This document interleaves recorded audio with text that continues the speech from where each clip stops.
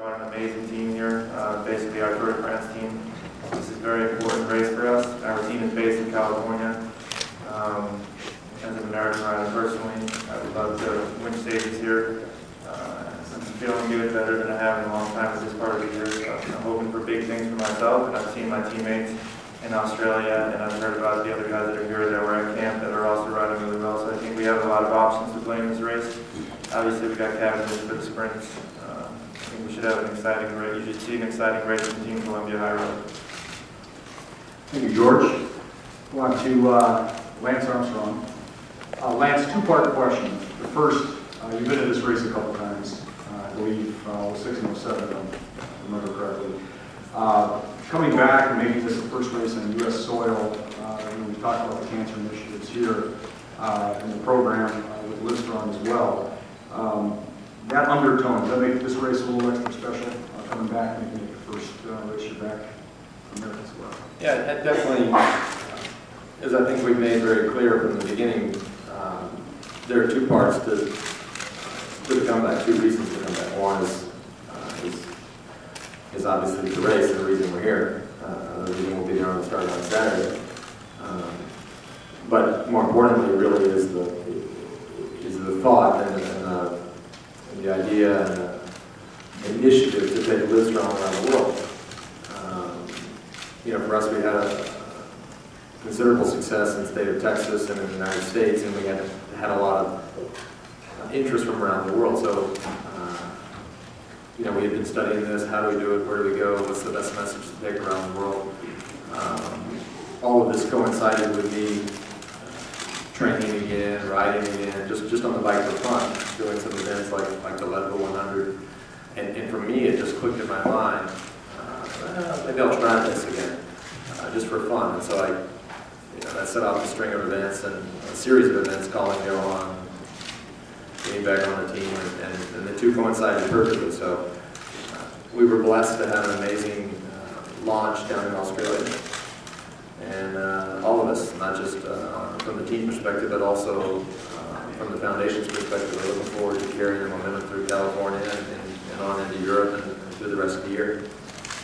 There's been a lot made at your age and your comeback at 37. The fact remains, I think there's 5 or 6 individuals actually older than this race. And there was a comment earlier, question about age and cycling and things like that. Yeah. You had a pretty active retirement. It's not like you were sitting on the couch. You ran a couple marathons, and how's that going to play? Right. Well, I think it compared to sitting on the couch for 3.5 years, it was better to run a few marathons and to try and stay reasonably fit, although I wasn't nearly as fit as I've managed to get in the last few months. It's comforting to know that I'm not the oldest guy in the race. I was not the oldest guy in the race either at the Tour Down Under. Against Boyd was 1 day older, so I was pleased by that. And I don't know who the hell could be older than he and I, because he's here as well. But I've been at this a long time. I mean, I turned pro in 1992, and it's been an interesting 17 years. But I think as far as the science of older athletes goes, the science will indicate and support that performance doesn't necessarily drop off in the late 30s. What does drop off is the mind. The mind typically says, at 35 or 36 years old, it says to the body, hey, I've been doing this for 20 years, can we stop now? And fortunately for me, I had the break. I've had a couple of breaks, one a little more unfortunate than the last one, but now the mind is fresh. And the mind says, okay, let's go and let's do this one more time. So I like to believe that bit of science, and I feel strong. I have to say at 37, I feel just as good as I did at 27. On to Christian Vande, who arguably had the best season for any American last year, high finishes in many tours.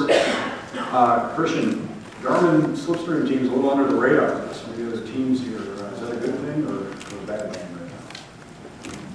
It's pretty easy under the radar with the people at the stable right here. We're doing our own thing, just doing the best we can now. And I think we were under the radar last year also. I mean, we came up with the best team classification, second and third overall. So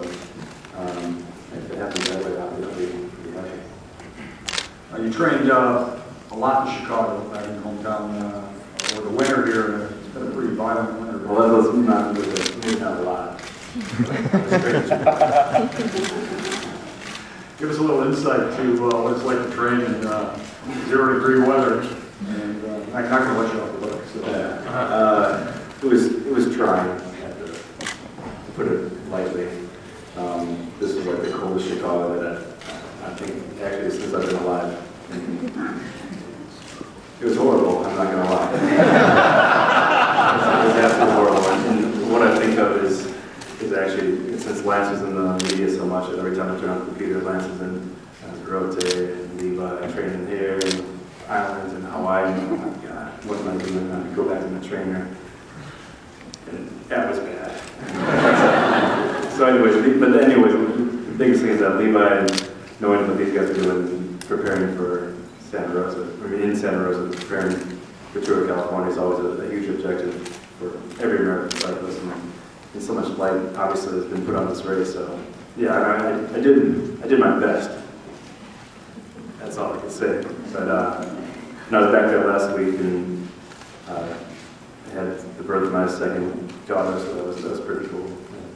And then jumping back on a plane, tried to prepare as best as I could over here. Thank you.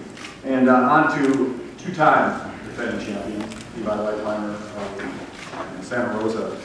Levi, goes without saying, but this has got to be a race that's near and dear to your heart, that I'm sure you trained for specifically. Give us some little insight on what this race really means to you. You're absolutely right. It's very near and dear to my heart.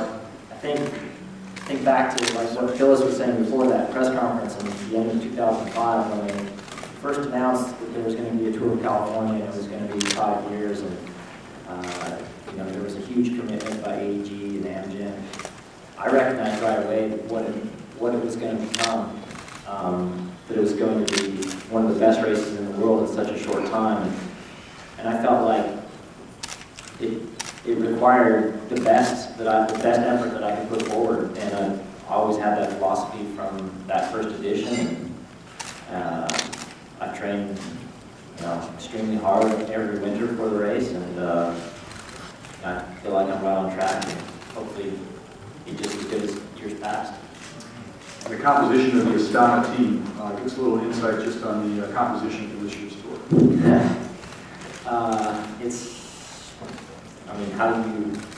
How do I put it? I mean, it's a fantastic team. I mean, 7-time Tour de France winner, Popovich, Yanni Brajkovic, Chris Warner,